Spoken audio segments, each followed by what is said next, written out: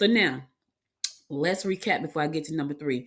One, you can create bookmarks. You can create amulets. You can create collectible figurines and ornaments. You can create apparel, socks, t-shirts, hats, all of these things. Now let's go to number 4. This is my last one, and this is a good one, but this is the most difficult one, right? And the reason I say this is the most difficult one is because it's going to take a little bit more. See, with the bookmarks, you need some paper, some ink, some stamps, some lamination, some decoupage. That's what you need, right? With the amulet, you need like a mold that you can get from Amazon. You need some resin, you can get that from Amazon. You need some mica powder, you can get that from Amazon. All of that stuff comes from Amazon.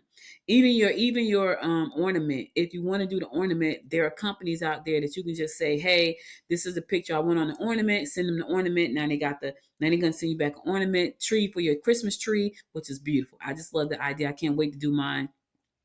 It's called the Lara Star, which I'm excited about. The Laren Star, which I'm excited about. So my book is based around the star Lara, and it's called the Laren Legacy.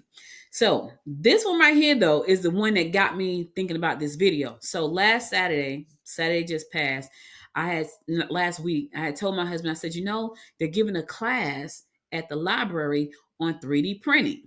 So in my mind, I'm thinking about, I need a collectible item. Let me think about what's collectible. Well, dolls are collectible, but to get my dolls done for the book is costs a lot of money. My manufacturer's in Hong Kong. They have been my manufacturer since 1999. If I need dolls, I can get them. It's just that now, with the way the inflation and everything has happened over the last 20 something years, it costs a lot of money to get a small run limited edition doll, right?